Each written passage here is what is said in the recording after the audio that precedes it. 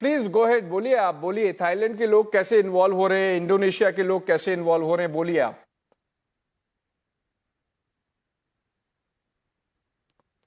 और यहाँ थाईलैंड में तो आप थाईलैंड में रामायण होता है, जो यहाँ पे नाटक होता है और जो ड्रामास होते हैं, यहाँ का मेन कल्चर है यहाँ पे थाईलैंड में।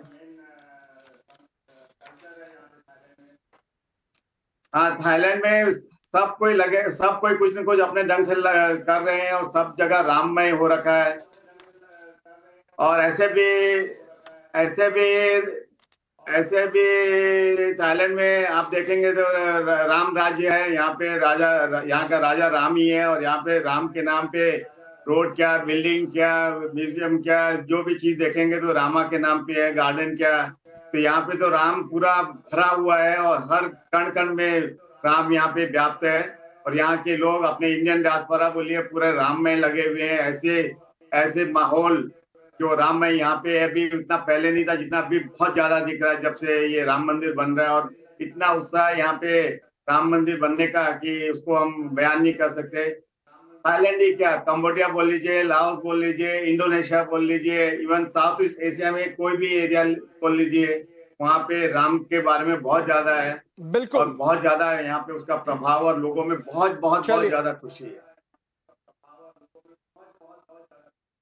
Gee, on that note, I think I'll go to Washington D.C. from where Utsav is joining us. Utsav is someone who's at the forefront of many events that are being organized across United States. One was organized in Washington D.C. In fact, at the Capitol, where many of the congressmen joined in. Utsav, if you could share with viewers in India, what's the sense of excitement that you got in that event? Who all joined, and what's really the sentiment on the ground there in Washington D.C. and in fact the United States about the Ram Temple Pran Pratishtha? Thank you, Abhishek. And it has been a very exciting week for us over the last couple of days. And on January 10th, we organized an event at the Capitol Hill. And the main effort of that event was to actually educate both the members of Congress and their staff on the civilizational value of Ramayana. Because for too long, this is an issue that has not been addressed in the West. And it was very, very well received. We had dozens of staffers. We had many members of Congress from both parties, both the Republicans and Democrats, who came and spoke. And, in a world where hard power is the main headlines all over the world, the people were surprised to see the enduring civilizational value of Ramayana across the Indo-Pacific and beyond. They heard people from Thailand. The ambassador of Thailand was there, who spoke at the event. In fact, he arrived at the event before the event started, something very unique for most ambassadors.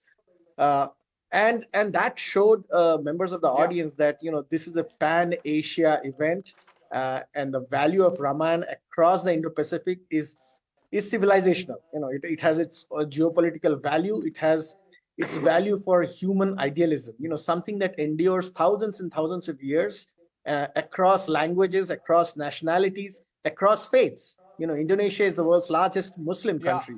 And the Ramayana that is so popular in the hearts of the Indonesians is unique.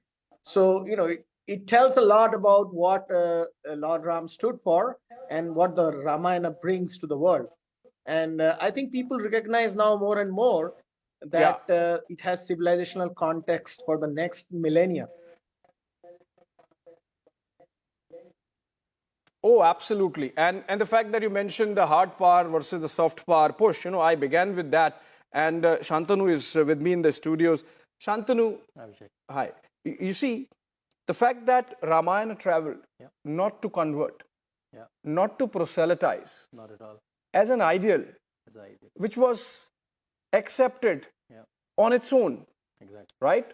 And from Indonesia, as Utsav was mentioning, world's largest Muslim country actually, to Thailand, to Cambodia, to Laos, people, everyone, they have their own versions of the Ramayana, and they fully get involved with it. We have Dharamayasaji from Malta.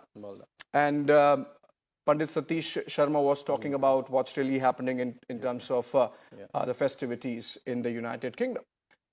This aspect of soft power and the ideal, is it not a moment for India to project? Exactly. Please tell us. I think first of all, Abhishek, it's great to see Satish ji, Utsav, Sushil Saraf. They're all good friends. I've met them in person in their countries. Namaste to all of you and all of the viewers. I think it's an amazing moment, Yes, and I'm yeah. also studying the footsteps of Ramayana outside India from quite some time. And I have in my hand a book by Anita Bose ji, Ramayana Footprints in Southeast Asia, right? And it mentions in detail how Thailand has Ramaki and Indonesia has Kakavin Ramayana and multiple other Ramayanas, and their ballets, their dance form, why they changed to a different format. And Indonesia is a classic case. If I show this photo to your viewers, this is a classic photo which identifies with Bali, Indonesia, which a lot of people in India can't relate to, right? A Rama with a bow and arrow, and such a beautiful picture, such a beautiful picture. Can you imagine? And if you show this to any international traveler, they know it's Bali, they know it's Indonesia, right? But a lot of people in India maybe say, mashi, oh, how can you, if you install maybe a big Rama statue in Noida or in Delhi, a lot of people say, no, it's in Bali where 90% people follow Islam. I go to a lot of Ramayana conferences. I went to Jabalpur, where Gumasta ji organized a very big Ramayana festival, and there was a ballet from Bali, from Indonesia, right? And out of 10 participants who came there, 9 of them were Muslim and 1 was Christian. I went to them during lunchtime saying it was amazing ballet, and it was really. And I was like, I was a little hesitant. I said, this is like a Hindu text. How do you engage with it? And they were very calm about it. Okay, no, say Islam is my faith, but this is my culture, this is my inspiration. Fantastic. And I was finding odd, but they were very frank about it, right?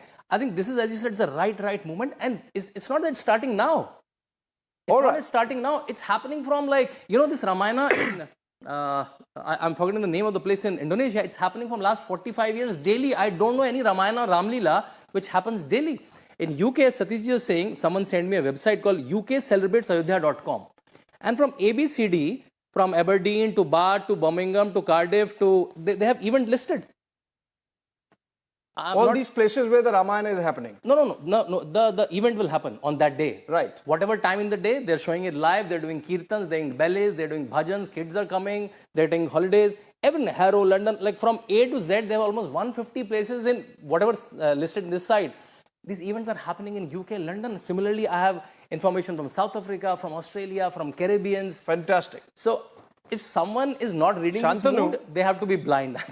Absolutely. I mean, and I'll for some part, I'll discuss While you're politics also in speaking the this, I'm later getting half. goosebumps. But you see, it's giving goosebumps, obviously.